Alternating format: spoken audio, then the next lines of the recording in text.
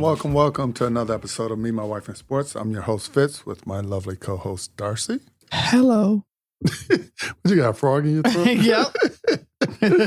Hello. Well, as you know, a lot has been going on with the NBA because we just, not too long ago, finished the NBA All-Star Weekend, and you've been having a lot of moves in the NFL, as well as even with the ramp-up of college hoops in March Madness. So a lot going on. And even the Olympics, which we'll talk about on our next episode. And the Olympics should be done by then, and there we can address it. Okay. But one thing I want to jump on first before we get deep into all the other topics is what happened with Kansas State when they got sort of blown out by Cincinnati in basketball, college basketball. The coach, basically Jerome Tang, got fired because he just went off. I don't know what it was, but during the press conference, he's like, look, 2 questions. But as he was talking, he was like, some of the players not going to be here wearing this uniform because they don't take pride, so they won't be here next year. Lo and behold, he didn't know he wouldn't be the one to be there next year. But, you know, he was just so passionate because I watched his interview. He was so passionate and upset. And I guess, too, it could go back to what you said about not interviewing folks right after a game. But if they haven't, or if they didn't interview him right after that game, they might not have known what type of person he truly is in the court. Yeah, he's always starting off thanking his Lord Savior, Jesus Christ, and all that before his press conference start. But the way he talked to these kids and treat them, granted, they're getting NIL deals, making more money than some coaches. That was Jerome Tang? Yeah, for Kansas State. Yeah. But, you know, they're getting the money and all that, but they still kids, so you have to treat them as such. And I don't think any player goes out there, especially we're talking a whole team, to intentionally lose a game. And we've done episodes where people were tanking games, but that was like 1 or 2 here or there. But we're talking a whole team where he just dismantled the team, saying that they didn't have any pride, they don't deserve to wear the uniform. Matter of fact, he had the names taken off the uniforms for the next game. So it was like, come on, dude. Well, maybe he thought because the Tennessee female coach and the Texas female coach had blasted their teams. Remember? So he thought he can get away with it? Yeah, because remember like the Tennessee But did they go to the extreme what he went? No, they did not. And that's what I'm saying. It was Tennessee and Texas on the women's NCAA basketball teams. Okay. One coach said their team was soft. The other coach said their team didn't have any heart. I don't know what coach said about their teams. I saw those, but they weren't as drastic as he was. But the fact remains that they still made those public kind of statements about their team, and they got away with it. Even those statements were really inappropriate and should not have been said. Right. Maybe he was thinking, oh, well, they said it. He wasn't thinking that's the problem. You know, they said it and got away with it. And so, you know, he took it to the next level and not realizing that the next level was the level too far. Right. You know, some people just don't know how to. And how does he know what's in their heart? Yeah. I thought what the Tennessee and Texas coach said, like that was wrong. Yeah. For them to make those statements about their team. Those players are out there and they're giving it everything that they have. And they're kids. Exactly. Those girls are kids too. Exactly. And they're playing with all their heart and they're giving it everything that they got. And they're entitled to have bad days as well. Right, right. Every day is not going to be a good day for them. And I think it was more of an embarrassment for him. And maybe that's why he was acting the way he was.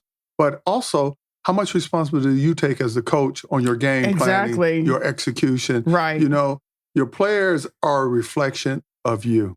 Yep.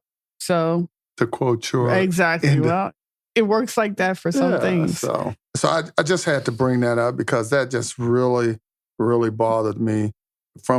I've coached kids and I played at the college level, and just to hear that, because the worst thing that ever happened to our team when I was playing. We were up in St. Bonaventure playing, and we lost. And our coach, it was his alma mater, as well as the place he came from before he came to Duquesne. And after the game, he wasn't passing out the meal money. You know, we lost, but I still got to eat. So yeah, that was a big deal then. But yeah, now it's just a whole different level. All right. So as you know, there's a lot going on with the NFL with free agencies and like Tariq Hill, they cut him. And you know, Miami cut Tariq Hill, and I didn't realize, but none of his contract was guaranteed. So basically, he's leaving with nothing. His last paycheck he had. That's crazy. Yeah. He had no guaranteed money? No guarantee. I was reading that. I said, no, I must have read that wrong. But nope, I read it again. So he has a terrible agent. He needed a new agent. That's crazy. That's crazy. So, wow. Good luck with that. Because how old is Tariq? I think he's 32. Yeah, he's getting up there. Yeah. And he's coming off of a ACL tear. And the crazy part about that, because, you know, he was always touted as one of the fastest, if not the fastest in the NFL. And now how is this going to affect him? Are the teams, because of his age and injury recovery and all that, are willing to take a chance? Maybe Kansas City will take him back. They ain't taking him back. They can't afford him. What is it to afford? It's not like he has a salary against him. Well, that's true. What does he want? He probably just want a job at this point. So yeah, to prove himself again. And Andy Reid is known for giving people second chances, but I don't know why they let him go. First of all, was it salary money? Was it money? Yeah, it's dealing with the salary cap. They made more room on their salary cap by getting rid of him, not re-signing him. So everything all these teams are doing is a money move, you know, for that. I don't know. But it'd be interesting to see if he lands anywhere. Anywhere, yeah. Interesting. Mm-hmm. Indiana football team just signed Signetti to a contract worth over $13 million. What was he making before that? I don't know, but it's an extension. And the extension is worth $13 million a year. Which is actually pennies, but I guess for that university, some coaches make that $13 million just in a signing bonus or incentives. Right. Well, and they said the combine, the NFL combine this year is going to be one of the more interesting combines because there's no real standout talent in any one position. So, and everybody knows that the Raiders have first pick, and they're going to pick the quarterback, Mendoza. You know, Mendoza already needs to just go and be in Vegas looking for a house. Right. So I hope he is, because you going to Vegas. Yeah, they're probably already talking to him. Exactly. So, yeah, everybody else is going to be up for grabs. And I hope everybody else is planning on going to the combine, because if you think you are going to sit out of the combine this year, you might be sitting out of a job. Right. Because that's what they're saying, is like, this wouldn't be the year to think that any one person has solidified any job, because you haven't, because the competition is too close. Right. Nobody is that good, basically. That's what they're saying. Right. And everybody need to come to the combine and ready to participate, because ready for your job interview, because that's all the combine is. It's the job interview. Because the last combine, a lot of players skipped it. Exactly. Because they thought they were above. Exactly. And they're saying that, understand what the combine is. The combine is your job interview. Right. If you don't show up for your job interview, don't expect to get a job. Right. Period. Right. And that's the way these owners and GMs, unless they got something worked out ahead of time, are looking at it. Yeah. Unless you are Fernando Mendoza. Right. You don't need to show up. He about the only one that don't need to show up to the combine. I agree. He the only one that don't need to show up to the combine. Everybody else, suit up, pack up, and show up. Right. So well said. I'm looking forward to it. It should be worth watching this year, because in the years past, it really hasn't been, because ain't nobody been there. Yeah. And you really don't have all the standouts like you had in the past. It's up for grabs. Because I'll be honest with you, I don't think that all-around talent is there from a previous draft. I think this is a sort of a slim pickings or a diamond in the rough where somebody's going to shine. and make a name for themselves, but we'll see. Also, and I meant to mention this when we were talking about the Kansas State coach for college basketball. Mm-hmm. Did you hear about what the UCLA coach did to one of his players during the game? UCLA's coach Cronin, basically, they were getting blown out, first of all. They were playing Michigan State, and Michigan State is ranked number 15, I believe. And Michigan State was blowing them out. And one of Michigan State players down the stretch was going to the hole, I think to dunk the ball or whatever. And one of UCLA players, Steven Jamerson, fouled the Michigan State player hard. And so the coach thought it was the UCLA coach, his coach, Jameson's coach, Jamerson coach, thought he had did something dirty. So when they called a foul on him, the coach yanked him out the game and grabbed him by the shirt. Now, this coach Cronin, he's a little short, bald head guy. So. Yeah, he kind of looks like Stanley Tucci. A little bit to me. Not close. But anyway, he grabbed the player by jersey and pretty much started walking him toward the locker room or the tunnel. And basically told him, get out, you're done. The official didn't have to do an ejection. Hell, the coach did it, even though it wasn't a hard foul. The coach later looked at the tape and found out that it wasn't a hard foul and apologized to the young man. And he also apologized, I believe, to the team or some of the other folks. And that's a stand-up guy. He's a coach who was wrong. He admitted he was wrong, and he took the time to correct his wrongness, first of all, by looking at the tape to see that, I jumped to conclusions, because during real time, it looked more like he tried to hurt the guy. What? I mean, like, okay. And then he apologized to the kid. Yeah, but you ain't the ref. Yeah, but he's the coach. Yeah, if he feels that a player, give you a good example, and I thought he was a great coach, but in his later days, Temple coach, John Chaney, I was watching a game, and he actually told his player to go out there and hurt the star player on the other team. I can't remember who they were playing, and there's no room in that. Players are already playing dirty enough on their own. You don't need to send them on a mission to be a headhunter. So, I don't know. So the refs called a flagrant 1 on the play. Right. You get 2 flagrants before they eject you. Right. So the refs had already looked at the film and said it wasn't. Yeah. He's not disputing it's a flagrant. Yeah. Because a flagrant when somebody's going up and you intentionally try to stop them when they got the right of way. But he thought his player was trying to physically hurt the guy and not just follow. And the ref said it wasn't intentional. No, it was intentional. That's why it's flagrant. It wasn't flagrant where they called it. I thought if it was flagrant, they would have said it was flagrant 2 and they would have called it and he would have been ejected. Yeah, if it was a flagrant 2. Right. But it was a flagrant 1. Right. So he wasn't ejected because they didn't feel he was trying to do harm. They felt he was trying to stop the play, which he should have let go, but not to the extent. He wasn't trying to do harm. Trying to hurt him. But his coach thought he was trying to do harm. Yes. So the coach was basically going to be judge and jury. That's what coaches are. So why are the refs there? You're not getting the point. No, you're not getting the point. The coach was doing the ref's job. That's what I'm saying. Refs don't always get it right either. That's what I'm saying. They got it right, in my opinion, this time. We can't agree to disagree. Well, anyway, the coach apologized and life went on. And Jameson told him, you can give me $10,000 more in NIL because of that too. No, he didn't. Yes, he did. Did it? Yeah. I didn't know that. Cronin joked that Jameson asked me for $10,000 more in NIL because of that. And what was his response? He didn't say. He just said, that's what Jameson asked me for. Probably got it. Who knows?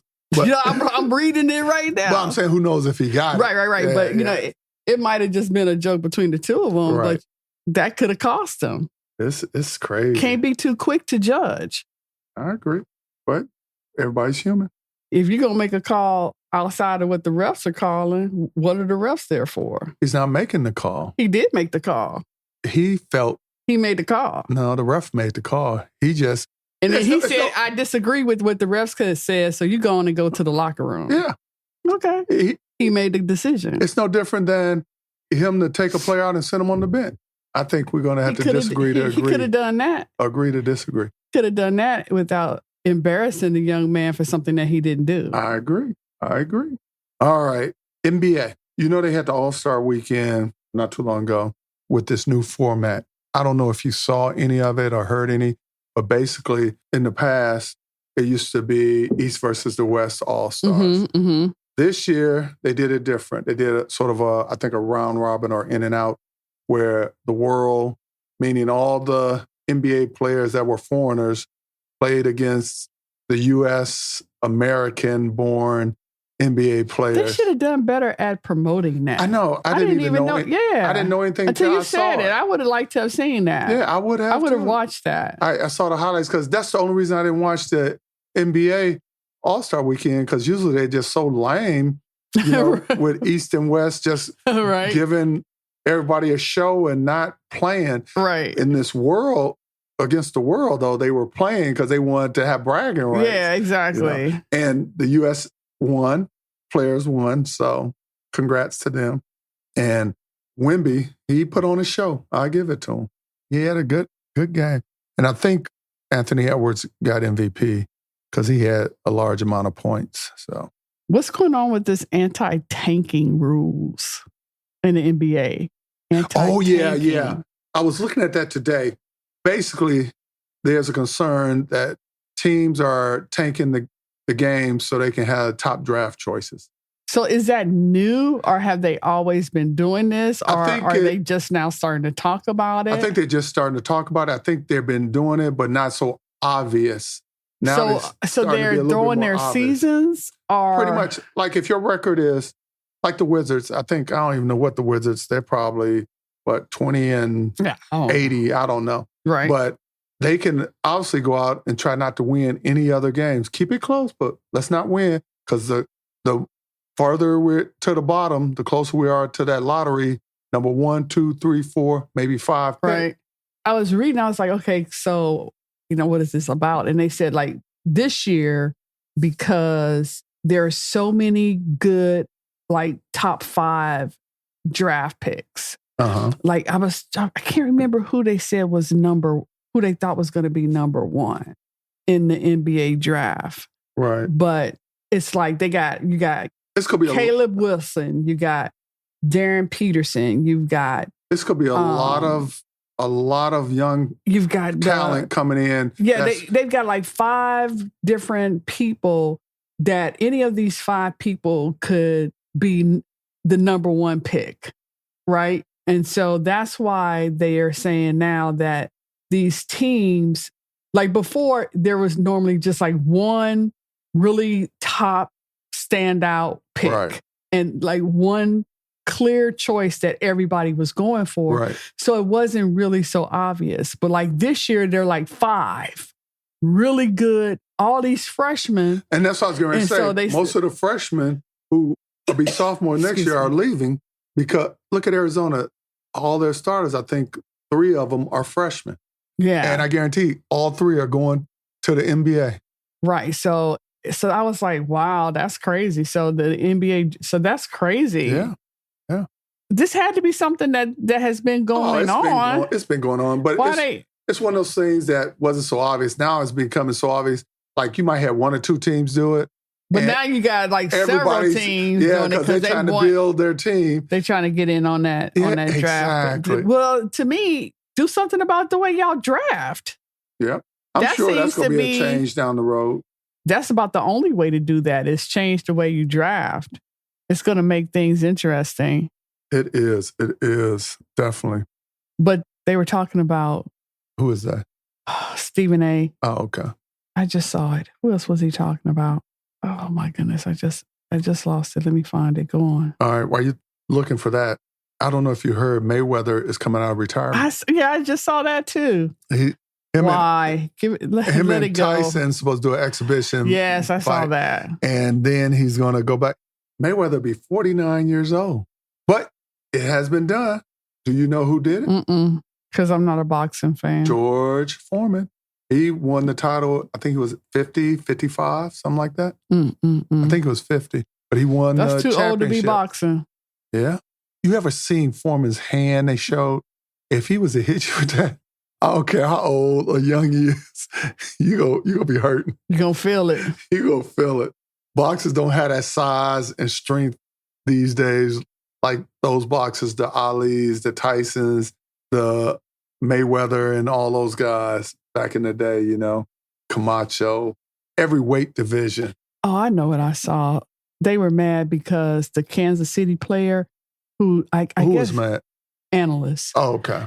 Because the Kansas City player, Daryl, I think his name is Daryl Peterson. I think in some circles, depending upon where you look and where you read, right, he might be the number one draft pick in this last game. And it depends on the team. Yeah, exactly.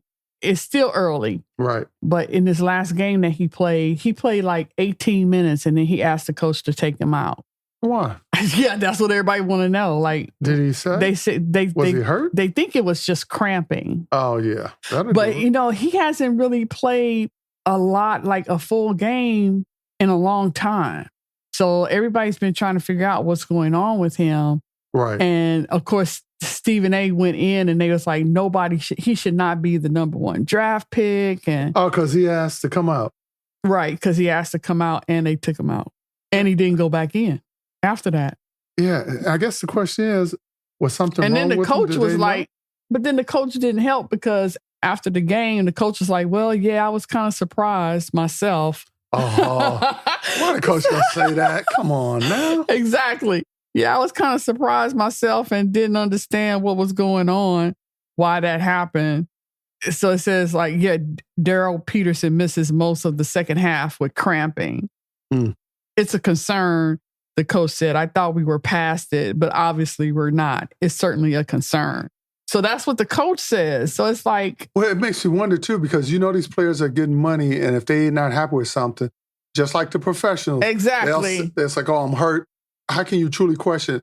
As before, when these players weren't making this money, they was like, oh, I better keep playing because I'm on scholarship and I won't be able to play so I can go to the next level. Now, they just like, you need me before I need you. They said Peterson removed himself from the number 8 Jayhawks 81-69 win over Oklahoma State shortly after hitting a three-pointer. He did not return for the final 17 minutes and 22 seconds of the game. So how does he remove himself from the game? I guess he said he was hurt. Yep. And say, Coach, I don't want to go back in. I'm hurt.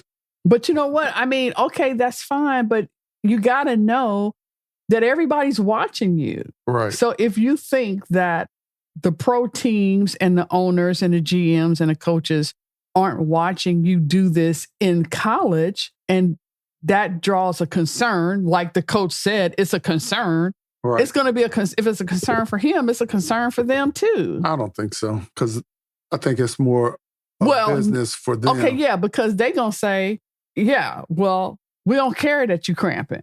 If you want to get paid. Exactly. Or we can cut you and you have no contract. Exactly. And you won't have no contract and no job. Exactly. And good luck getting one. Because at this level, if you can't work for us, you ain't going to work for nobody. Exactly. So I hope he's all saving in that his... Good Boys Club together. Exactly. So I hope he's saving his NIL money that he's making now, because you might get a job, but can you keep it? Yeah.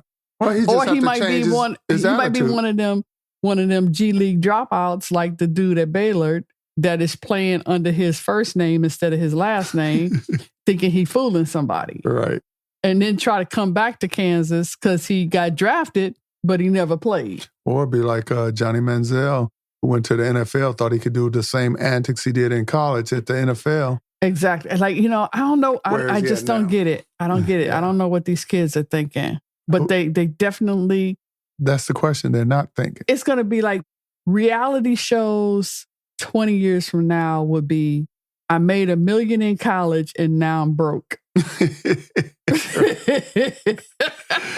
know what I mean? I couldn't go to the next level, but I did make $1 million. I was a millionaire by 25 and now I'm 30 and I'm broke. Right.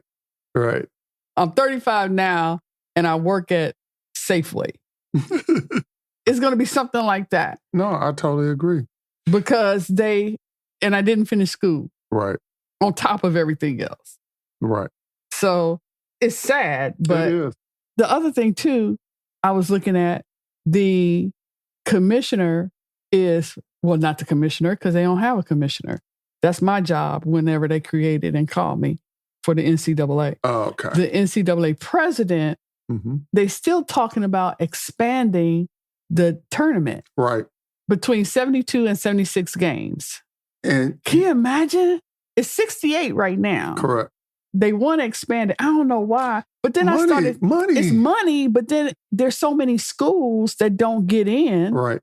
So I was thinking, well, it does make sense that you want to give more schools an opportunity to get in. But it's a lot of schools that don't get in, go play in the NIT. And the NIT was the big dance before the NCAA rolled around. They got to do something to better promote that. They do. Instead of making that sound like a constellation. Like a constellation prize, second fiddle. They got to bring back the flair for that, because I think they need to put it on mainstream TV more so. Exactly. They still televise it, but not like they do the NCAA tournament. They got to get more sponsors. Because I couldn't tell you who won the last NIT. They got to do better with it, because with NCAA, even if they try to expand it, like, I guess they could make it work, but they can't make the tournament longer. They can. Well, they can't, because as it is, the Big Ten, like, they'll have to start it sooner. That's the only way they can do it, is to start it sooner. And I don't know how that plays with the college academic schedule, because the Big Ten... The academic schedule is around, for athletes, student athletes, your academics is sort of circled around your play. Give you a good example. We used to have games, we had to play out of town and have a test. I was able to take the test when I got back. Well, I know that you went to school. Well, but I'm just saying as an example that the academics are usually social around. Yeah, but that wasn't what I was going to say. If you had let me finish my thought, what I was saying was they would have to start the tournament sooner and work around the academics, because right now everything ends right at Selection Sunday, and the tournament, all the conferences end right at Selection Sunday. So they already backed everything up as far as they could that way. And then the tournament ends right before the Masters start. So they can't take it any longer than that, because then they cut into golf TV time. So they're going to have to back it up or they just play way. On both. They won't do that, because they're not going to cut into... It depends, I think, who's controlling the golf portion of it. Like, is it CBS, NBC, or is ESPN doing it? It's about the money, the bottom line, plain and simple. All right, but hey, who knows how it's going to go? Question for you. You know the Olympics is coming, Summer Olympics is coming to California. And what are your thoughts about this flag football? It's starting to get a lot of traction, a lot. I don't know. Especially now, they're even talking with the NFL Pro Men's and Women's Flag League. So when you retire from the gridiron, from the pads, you can go play flag for your same team. I don't know. I mean, I guess there's an audience out there for it. I don't think it's anything that I would want to watch, but you know, I agree with you, because I guess it's, I don't know. I'd have to watch it and see if it'd be something I'd be interested in. Right now, it doesn't tickle my fancy. Right. Well, when the Olympics pop in 2030, I believe, go ahead and take a look at it, and then we can do an episode where you can give me your thoughts on it. All right. Yeah. Because it's going to get to the point where they all have sponsors wearing certain jerseys. Everybody's getting paid. Yeah, if it takes off. Yeah. If it takes off, yeah. But it's got to. And the NFL is backing it, because when we watch the football games on the weekend, they have the flag football commercials. Yeah, with the kids which is now going to be part of the Olympics and all that. So, yeah. All right. It looks like our time is coming to an end. But before we go, I'd like to, since this is February, and this is our last show for February, and it's Black History Month, so I would like to leave our audience with a little known sports fact for Black History Month. Do you know who Charlie Sifford, Sifford is? Nope. He was the first Black golfer in the PGA. And that was, of course, long before Tiger Woods. I imagine so. Because for much of his early career, he was confined to just competing in all black golf tournaments.